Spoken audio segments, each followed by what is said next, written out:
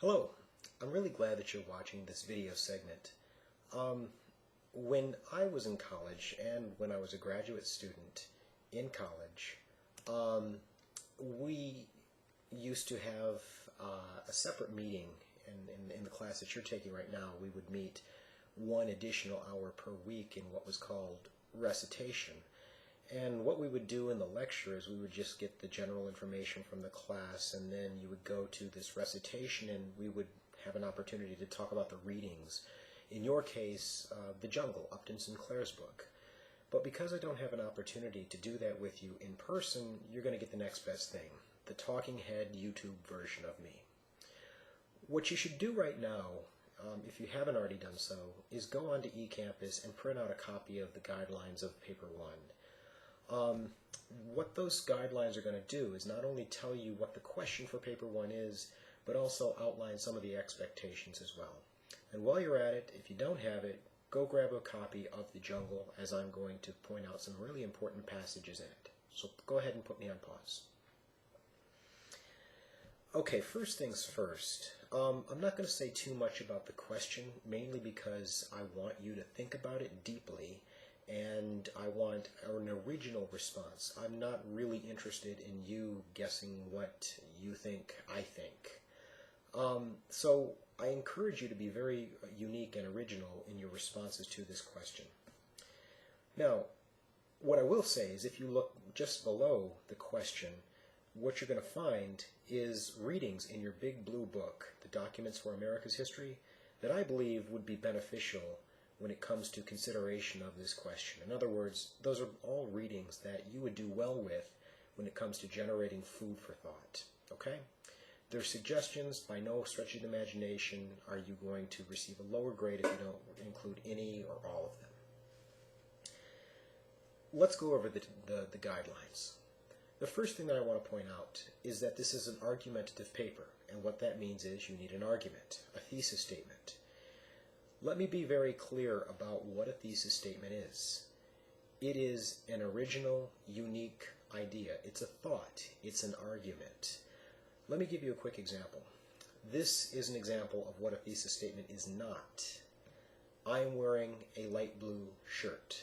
That is not a thesis statement. It is in fact a fact. Unless you're really stubborn or possibly colorblind, nobody would argue with me when it comes to I am in fact wearing a light blue shirt. Now you can say, Dr. Pettengill, you look pretty stupid in that light blue shirt. That's an argument because it's a unique idea. And of course what you need to do to support an argument is provide ample evidence. So let me give you a quick tidbit of information that I think that you'll find helpful. I always tell my students to think of themselves as lawyers when they write this paper. What lawyers do is argue their cases. The first words out of a lawyer's mouth in court is, ladies and gentlemen of the jury, my client is not guilty because, and then they proceed to lay out their case. What you need to do is give me a thesis statement, that's your argument, and then you need to break up the rest of the essay in various segments that lay out the evidence as to why your thesis statement is correct. Now, your paper will be graded on 4 criteria. I've already outlined one. The thesis statement. How well developed is your thesis? Did you put time, effort, and thought into it? Is it unique? Is it an accepted fact? Is it able to connect to the broader body of evidence throughout the course of the paper? That is going to be worth 2.5 points. The next 2.5 points are going to come from your knowledge of your subject. You need to make it evident to the reader, that is me, that you are very familiar with the background information. And what I mean by this is it needs to be evident that you're using information from The Jungle, information from Documents for America's History, as well as information from my lectures to support your thesis statement.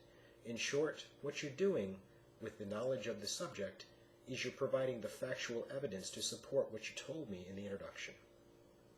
Next, I expect you to analyze the evidence. 2.5 points are going to be based off of your analysis of the evidence. What I mean by that is you shouldn't just give me a quote from Sinclair, you shouldn't just quote me and move on to a completely different topic. What you need to tell me is that Packingtown, for example, the neighborhood in which Urgus Ruggis lives, Packingtown was an awful neighborhood, and it smelled terrible, and it wasn't very conducive to raising a family. And of course, what we can take away from that quote is that it put a direct limitation on the institution that is American freedom. That's an example of you analyzing the information. Now, the last criterion which you'll be graded upon is your presentation of the paper itself. What I mean is, how well written is it? Did you take time to hit spell check? Did you proofread it? Is there, or are there rather, clear grammatical errors? Does it make sense? Does it flow? Is it easy to understand? That's your last 2.5 points. Taken together, this paper is worth 10 points and 10% of your cumulative grade. If you will, let's go over the guidelines briefly. Don't plagiarize. It's not worth your time, and it's certainly not worth mine. In addition to everyone submitting a copy, you'll also be required to upload a copy online. I've given you very specific instructions on your guidelines as to where you can go to find the file in which you can upload a copy of your paper. Now, this isn't a threat, it's just a forewarning that this system is very, very complex and does a very good job of catching plagiarism. A very, very good job of catching plagiarism. The bottom line is, it just isn't worth your time. If you're having trouble writing this paper, come to me and I'd be more than happy to sit down with you and help you. There's also the Writing Center in W114 of Mountain View College. You can go there and they'd be happy to help clean up your paper or just take a look at it for you as well. The paper itself needs to be 2 to 3 pages typed. You're going to double space everything. You need 2 full pages, and what that means is you start at the top of the paper and the paper finishes at the very bottom.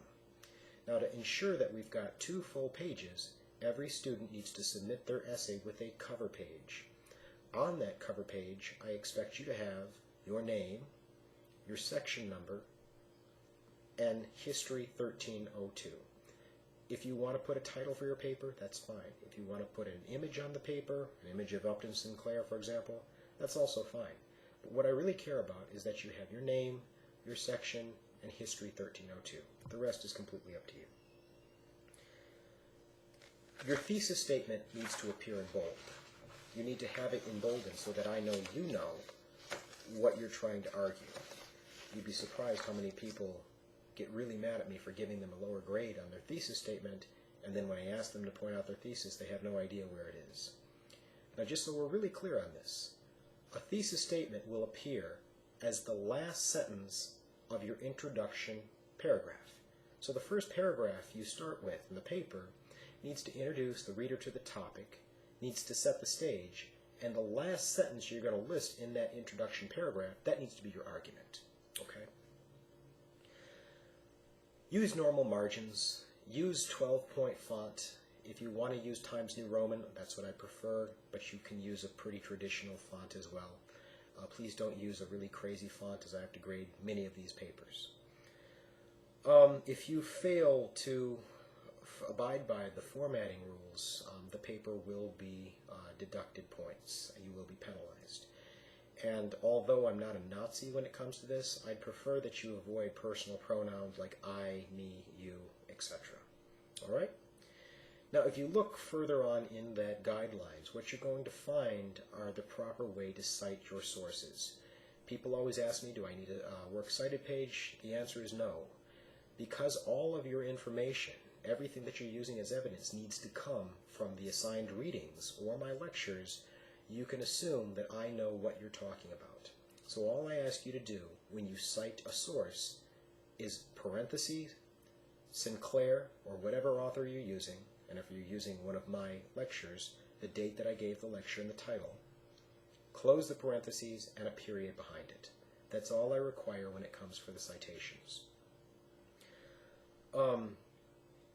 When it comes to documents for America's history, just use the editor's name, Fernland, and the page number in which you found the document, Fernland 32. That'll suffice fine. There's far more details when it comes to how to cite your sources, but I'm going to leave a lot of that up to you.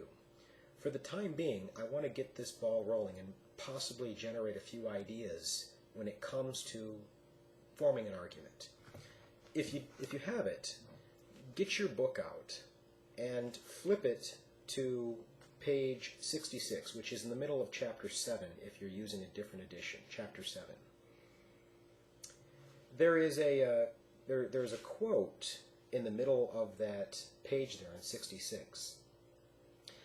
It said, "The great corporation which employed you lied to you and lied to the whole country. From top to bottom it was nothing but one gigantic lie. The whole country was a lie. Its freedom was a lie, a snare for pauper workingmen. Its prosperity was a lie of rich employers. Its justice was a lie of grafting politicians. And so no matter where you went in it, or for what purpose, to buy a house for instance, you did not pay any attention to all the fine speeches, and you were not taken in by politeness. You were polite yourself, as long as it suited you, but you understood that you were dealing with a knave, and you were ready to flash out in anger and defiance."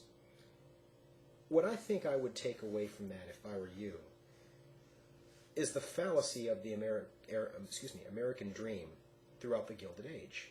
In other words, as you should know by now, a lot of these people that came over from other countries, Europe, Asia, Central America, for example, came over on the idea that America was free and you could rise as far as your talents would take you. This is clearly an example of Upton Sinclair saying that is not the entirety of the truth, and in some instances it's actually a misrepresentation of the truth. It seems from that quote on page 66, chapter 7, it seems pretty evident where Upton Sinclair lies when it comes to his opinion on this issue. Is Jurgis Rudkus really free? According to Sinclair, no. That freedom is a facade, and that's putting it mildly.